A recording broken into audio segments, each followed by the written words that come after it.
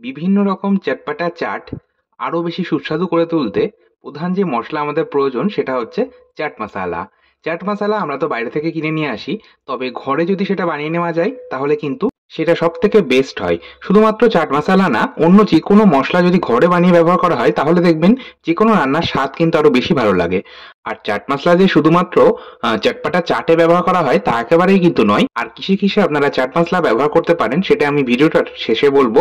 তবে কিভাবে বানাচ্ছি সেটা আজকে দেখে নেওয়া যাক। চাট মশলা বানানোর জন্য গ্যাস ওভেন অন করে কড়াইটাকে গরম করে নিয়েছি। গ্যাসের ফ্লেমটা কিন্তু একদম লোতে রয়েছে।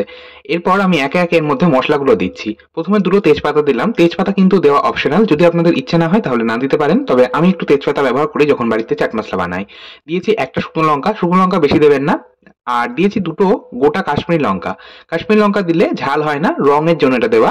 তবে কাশ্মীরি লঙ্কার গুঁড়ো কিন্তু আপনারা সবশেষে ব্যবহার করতে পারেন যদি গোটা কাশ্মীরি লঙ্কা না থাকে। এরই সাথে আমি ব্যবহার করেছি 1 ইঞ্চি সাইজের একটা দারচিনির টুকরো ভেঙে নিয়ে। এরই সাথে ব্যবহার করেছি 2 টেবিল চামচ গোটা ধনে, 2 টেবিল চামচ গোটা জিরে, 1 টেবিল চামচ মৌরি।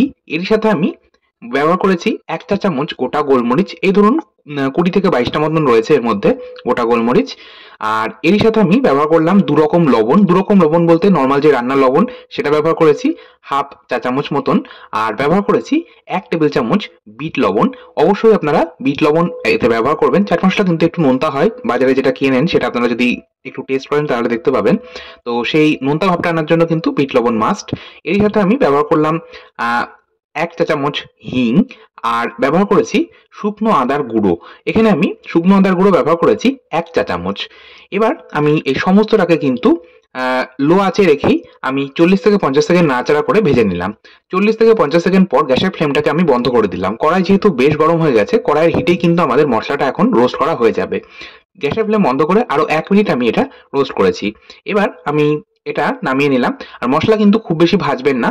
মসলাটা জাস্ট একটু হালকা ক্রাঞ্চি ভাব চলে আসলে বন্ধ করে দিতে হবে। মসলার রং পরিবর্তন একেবারেই করবেন না। এটা কিন্তু ভাজা মসলা একেবারেই হচ্ছে না। যাই হোক, মসলাটা আমি একটা পাত্রের মধ্যে নামিয়ে নিলাম। তারপর এরই মধ্যে আমি ব্যবহার করলাম একটা ছোট জায়ফলের টুকরো। একটা ছোট সাইজের জায়ফলের আমি অর্ধেকটা মতন ব্যবহার করেছি। এরই মধ্যে আমি ব্যবহার করলাম পুদিনা পাউডার। এখানে আমি ড্রাই পুদিনা পাউডার ব্যবহার করেছি 1 চা চামচ। আর ব্যবহার করলাম আহ আমচুর পাউডার। এখানে আমি আমচুর পাউডার কিন্তু ব্যবহার করেছি মোটামুটি 1.5 টেবিল চামচ। ও হ্যাঁ, এই মশলার মধ্যে কিন্তু আমি একটু জোয়ানের ব্যবহারও করেছিলাম, যেটা আমি মশলাগুলো রোস্ট করার সময় 1 চা চামচ ব্যবহার করেছিলাম। এই সমস্তটা দিয়ে আমি এবার গুঁড়ো করে নিচ্ছি। আর মশলাটা গুঁড়ো করার সময় আমি প্রথমে একবার পাউডার করে নিলাম, তারপর আমি এর মধ্যে চিনি দিলাম। আমি এখানে 1 টেবিল চামচ চিনি দিয়েছি। সমস্ত মশলার স্বাদকে ব্যালেন্স করবে চিনি, তবে যারা ডায়াবেটিসের পেশেন্ট রয়েছেন তারা চিনিটাকে অ্যাভয়েড করতে পারেন। তারপর আমি আরো একবার ঘুরিয়ে নিলাম। আমাদের হোমমেড চাট মশলা একদম তৈরি।